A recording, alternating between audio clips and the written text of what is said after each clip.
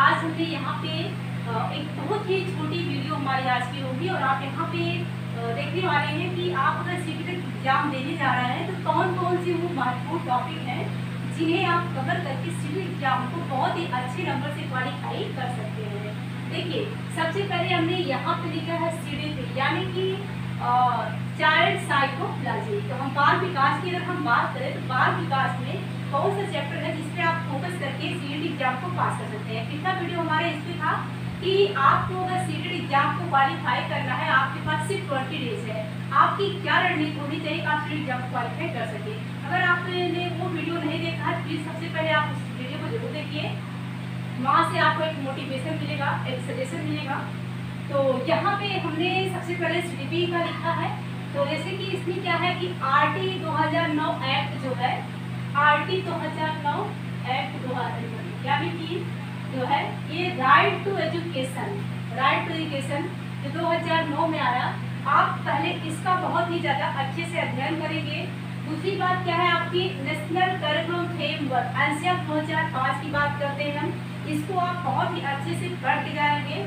और क्या पढ़ेंगे आप जो है NEP 2022, NEP 2020, national education policy 2020 में जो आई आप इसको पढ़ के जाएंगे। और बाल केंद्रित शिक्षा की बात अगर हम करें तो हाँ हमने यहाँ पे ये छोड़ दिया था, बाल केंद्रित शिक्षा, चाइल्ड सेंट्रल एजुकेशन, बाल केंद्रित शिक्षा, समावेशी शिक्षा, इंक्लूसिव एजुकेशन। इसके बाद आपको पढ़ना है ब्लूम की टैक्सोनॉमी पढ़ के जाना है। आपको लिंग यानी कि जो जेंडर से क्वेश्चन आते हैं उसे पढ़ के जाना है। प्रेरणा मोटिवेशन इसे आपको पढ़ के जाना है। सीसीई मापन और मूल्यांकन इसे आपको पढ़ के जाना है। बाल विकास की अवधारणा कॉन्सेप्ट ऑफ चाइल्ड डेवलपमेंट आप इसको पढ़ के जाना है। और पियाजे को पढ़ के जाएंगे आप, जीन पियाजे को, जीन पियाजे, लेव वाइगॉट्स्की और जो है कोलबर्ग, जीन पियाजे, लेव वाइगॉट्स्की और कोलबर्ग। और इसके साथ ही साथ फ्रॉइड से भी क्वेश्चन सीटेट में आता है। इन्हें बिल्कुल भी आप जो है स्किप नहीं करेंगे। जो टॉपिक हम आपको बता रहे हैं आप इन्हीं टॉपिकों को बिल्कुल भी स्किप नहीं करेंगे अगर आप चाहते हैं कि सीटेट एग्जाम में एक अच्छा स्कोर आपका आए। इसके बाद है उपचारात्मक और निरंतर शिक्षण, इसको आप पढ़ते जाएंगे। और भाषा शिक्षण जो पेडागॉजी के आपको जो टॉपिक के एग्जाम हमें लगा कि आपकी परीक्षा की दृष्टि से, और मैंने जब प्रीवियस ईयर क्वेश्चन पेपर का एनालिसिस किया तो देखा मैंने कि यही से तो क्वेश्चन घूम फिर के हर बार आए हुए हैं।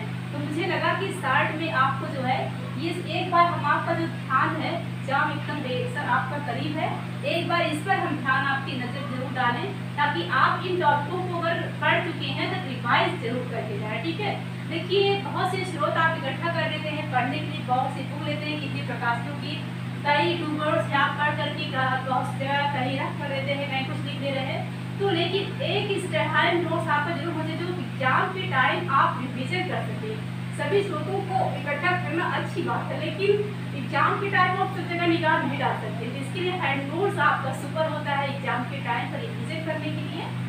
और इसके बाद हमने जो है हिंदी के लिए लिखा है। हिंदी पेडागॉजी में देखिए हिंदी का आपको जो 15 नंबर क्वेश्चन है गद्यांश और पद्यांश जो पैसेज से दिए जाते हैं आपको तो 15 नंबर का क्वेश्चन तो ऐसे ही हो जाता है जो कि पैसेज से आते हैं।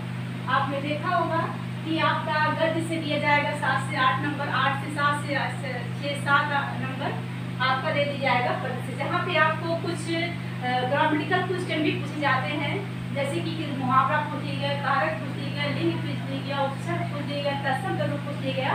इस तरह से कुछ क्वेश्चन 4-5 क्वेश्चन इस तरह से होते हैं।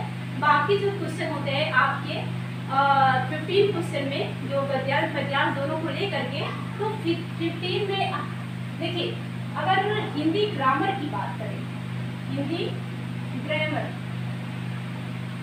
हिंदी ग्रामर से आपका जो है समास हो गया, कारक हो गया, प्रत्यय हो गया, उपसर्ग हो गया, संधि हो गया, तद्भव स्तंभ हो गया।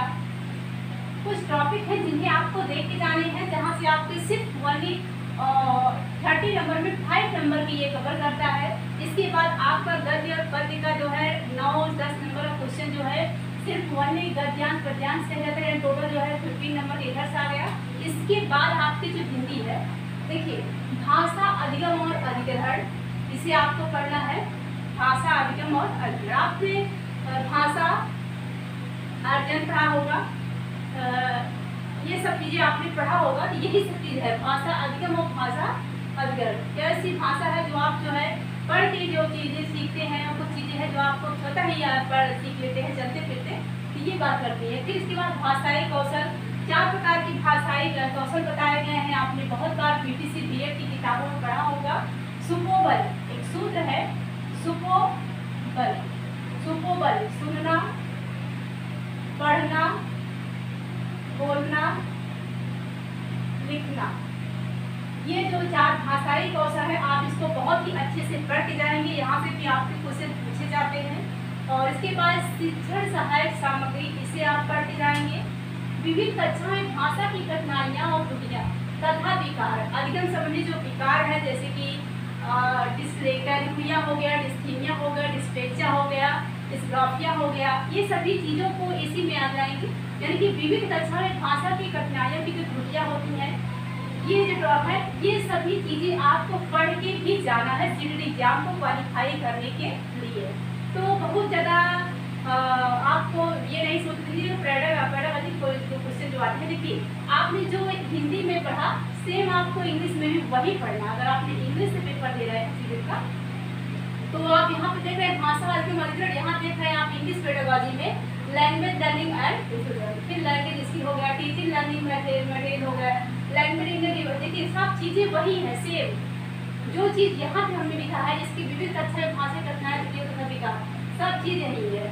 मतलब जो क्लासरूम में जो डिफिकल्टीज होती है, बच्चों की भाषाई संबंधी कठिनाई होती हैं, सब चीज़ें जो आपको यहाँ पे हिंदी में अगर आप पढ़ रहे हैं तो आप इंग्लिश में भी करने चाहेंगे। और सेम कंडीशन लागू होती है आपकी जो एक सेकेंड लैंग्वेज होती है संस्कृत की। संस्कृत में भी आपका, अगर हम अभी संस्कृत की बात कर ही लेते हैं, अब बात आ गई है, जैसे कि अभी यहाँ पे जो ये पेडागॉजी की अगर हम बात करें कि संस्कृत में पेडागॉजी आपकी सेम रहेगी, सारी चीज़ें यही रहेगी, बस क्वेश्चन आपका संस्कृत पूछा जाएगा संस्कृत में। इसके बाद आपको संस्कृत में भी कुछ टॉपिक आपके संस्कृत में कारक हो गए, समास हो गए, प्रत्यय हो गए, 5 से 6 नंबर क्वेश्चन ग्रामर से आएगा।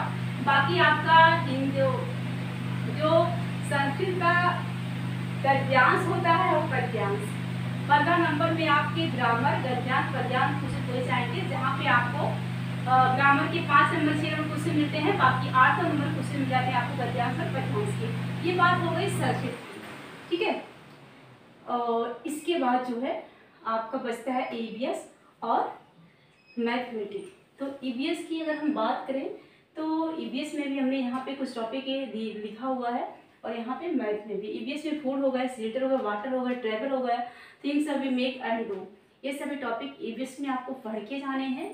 और ईवीएस में भी कुछ पेडागॉजी की अगर हम बात करें, जैसे कि एक्टिविटी हो गया, एक्सपेरिमेंटेशन हो गया, या फिर आप जो है डिस्कशन हो गया, इन सभी चीज़ों को जो है आपको ध्यान में रख के जाए। इंटरनेशनल एजुकेशन हो गया, सभी चीज़ों को थोड़ा सा पढ़ के जाना है। इसके बाद मैथ की बात करें तो देखिए नेचर ऑफ मैथमेटिक्स हो गया, टीएलएम हो गया, इवोल्यूशन फ्रॉम फार्मल एंड जो है इन्फॉर्मेशन हो गया। इस तरह से जैसे कि ये देखिए डायग्नोस्टिक एंड रिमेडियल टीचिंग, जो निदानात्मक और उपचार शिक्षण की बात करता है, तो सेम वही है। यहाँ पे भी मैथ पेडागॉजी में भी ये मैथ पेडागॉजी है। तो दोस्तों आज का सेशन बस यही तक, मिलते हैं नेक्स्ट क्लास में। Thank you. लाइट भी कट गई है तो मुझे लगता है कि सारे वीडियो बहुत ज़्यादा क्लियर लास्ट में ना दिखे, इसलिए हमने बहुत जल्दबाजी कर दी है आपको ये ईवीएस और मैथ के जो सेशन को पढ़ाने के लिए। Thank you.